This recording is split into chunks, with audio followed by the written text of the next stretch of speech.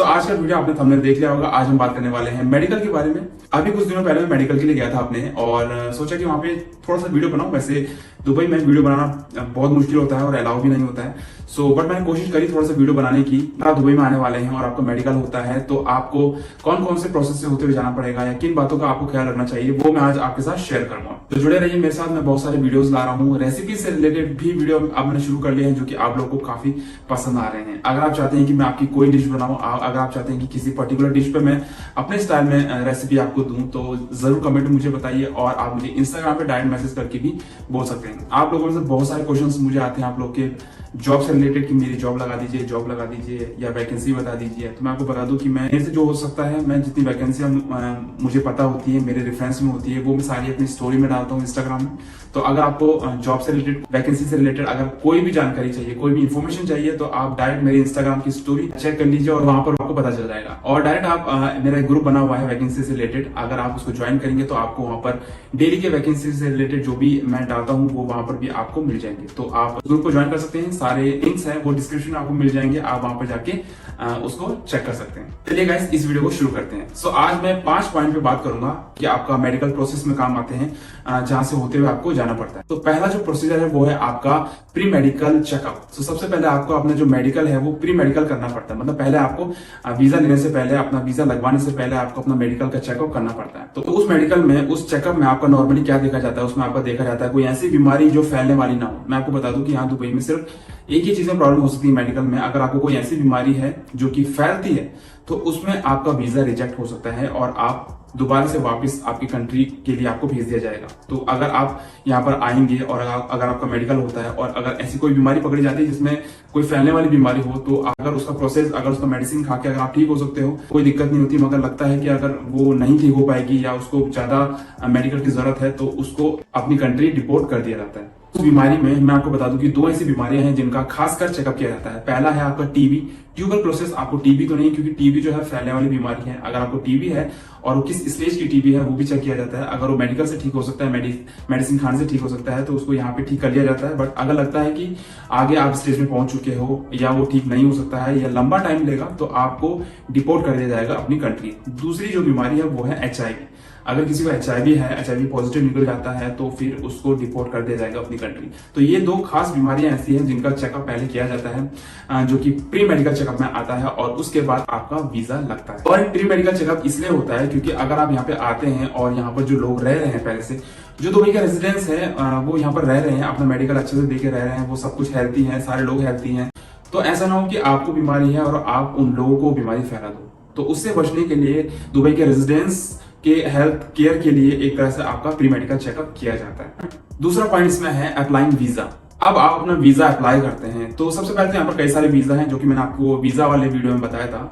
तो जैसे आपका रेजिडेंस वीजा हो गया, आपका एम्प्लॉयमेंट वीजा हो गया, या आपका टूरिस्ट वीजा हो गया, या कोई और वीजा हो गया। तो आप किस वीजा के लिए अपना मेडिकल देना चाह रहे हैं, वो डिपेंड करता है कि उस तरीके का आपका मेडिकल होता है। तो सपोज आप यहाँ पर रेजिडेंस के लिए, आप जॉब के लिए अपने मेडिकल देना चाह रहे हैं, तो यहाँ पे आपका एम्प्लॉयमेंट वीजा होगा, तो उसके बेस पे आपका मेडिकल लिया जाएगा। तो जब आप अप्लाई करेंगे वीजा के लिए, उसमें आपको अपने डॉक्यूमेंट देने पड़ेंगे। उसमें सबसे पहले आपको अपना पासपोर्ट देना पड़ेगा, आपको अपनी फोटो देनी पड़ेगी, एप्लीकेशन देना पड़ेगा, एप्लीकेशन फॉर्म जो आप भरेंगे अप्लाइंग फॉर वीजा, तो वो एप्लीकेशन फॉर्म देना पड़ेगा। और उसके अलावा अदर रिक्वायरमेंट जो भी अथॉरिटी से आपको मांगेंगे वो आपको देना पड़ेगा। तो बेसिकली आपको अपना जो है पासपोर्ट, फोटो और आपका जो एप्लीकेशन फॉर्म है वो देना पड़ता है। उसके बाद आपका प्रोसीजर चालू होता है। तीसरा पॉइंट में आएंगे, तो तीसरा पॉइंट होता है वीजा प्रोसेसिंग। अब आपका वीजा प्रोसेस होना शुरू हो चुका है। जब आपका वीजा प्रोसेसिंग होना शुरू हो जाएगा, तो आपके जो सारे डॉक्यूमेंट्स है उनको रिव्यू किया जाएगा। आपका जो मेडिकल आपने दिया है उसको रिव्यू किया जाएगा, एप्लीकेशन फॉर्म आपने दिया उसको रिव्यू किया जाएगा, सब कुछ दोबारा से चेकिंग की जाएगी। बेसिकली इसमें चेकिंग किस चीज की होती है कि आपका बैकग्राउंड चेक किया जाता है, आपका जो मेडिकल है वो रिपोर्ट चेक की जाती है, और आपका वेरिफिकेशन, आपके डॉक्यूमेंट का वेरिफिकेशन जो है वो चेक किया जाता है कि आपके डॉक्यूमेंट सब सही है कि नहीं। तो ये सारी चीजें चेक करने के बाद आपका वीजा प्रोसेस होना शुरू हो जाता है। इसके बाद आता है चौथा पॉइंट, जो कि आपका है मेडिकल एग्जाम। तो मैं आपको बता दूं कि जब आप यहाँ पर 3 महीने के लिए विजिट पे आए और आपकी जॉब लग जाए, या अगर आप इंडिया में हैं और आपकी ये वहीं पे जॉब लग जाती है और आपका जो स्पॉन्सर है, आपकी जो कंपनी है वो आपको बुलाती है, वीजा लगवाती है, तो यहाँ पर आने के बाद आपको 3 महीने का ग्रेस पीरियड दिया जाता है। 3 महीने के ग्रेस पीरियड के अंदर आपका मेडिकल, वीजा, सब कुछ, आपका ATM, आपका बैंक, सब कुछ आपको दिया जाता है, मेडिकल इंश्योरेंस वगैरह सब कुछ उसके अंदर किया जाता है। तो जब आप यहाँ पर आ जाते हैं तो 3 महीने के अंदर आपका जो है मेडिकल प्रोसेस शुरू हो जाता है। सपोज आपको 1 हफ्ता 2 हफ्ता हो गया या मैक्सिमम 1 महीना हो गया, तो उसके बाद जो है ज्यादातर यहाँ पर मेडिकल प्रोसेस शुरू कर देते हैं। जैसे मेरा भी 1 महीना हुआ था कुछ टाइम पहले, उसके बाद मेरा मेडिकल प्रोसेस शुरू हो चुका था। तो इस तरह से आपका मेडिकल प्रोसेस शुरू हो जाएगा।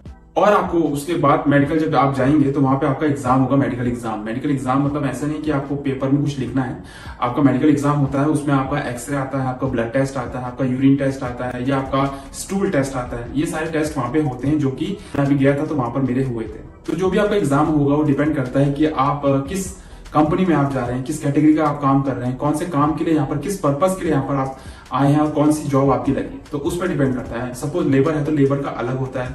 हम फूड हैंडलर हैं, हम फूड को हैंडल करते हैं, गेस्ट को सर्व करते हैं। डायरेक्ट खाना ऐसी चीज है जिससे कि डायरेक्ट बीमारी होती है इंसान को, तो गेस्टों की हेल्थ को देखते हुए यहाँ पर जो है सबका अलग अलग तरह का, लेबर का अलग होता है, फूड हैंडलर का अलग होता है, और जो लोग हैं और अलग अलग तरह का काम करते हैं उनका अलग मेडिकल होता है। तो हर किसी का जो है थोड़ा बहुत डिफरेंस होता है मेडिकल में। अगला पॉइंट जो कि 5वां पॉइंट है वो है आपका वीजा इशू। अब आपका वीजा इशू होना शुरू हो चुका है। तो जब आपका सारा वेरिफिकेशन हो गया, सब कुछ अप्रूव हो चुका है, उसके बाद आपका वीजा इशू आपको हो जाएगा। जो भी आपने एग्जाम दिया है, जो भी आपने ब्लड टेस्ट या एक्सरे वगैरह सब कुछ दिया है, वो सब कुछ अगर कंप्लीट हो जाता है, सब कुछ सही आता है, या जो आपकी जो रिक्वायरमेंट है, जो भी दुबई अथॉरिटी को चाहिए वो सब कुछ मीट करती है, मतलब सब कुछ उनको जो चाहिए वो आप उनको मिलता है, सब कुछ सही रहता है, तो आपका वीजा जो है आपको इश्यू हो जाएगा।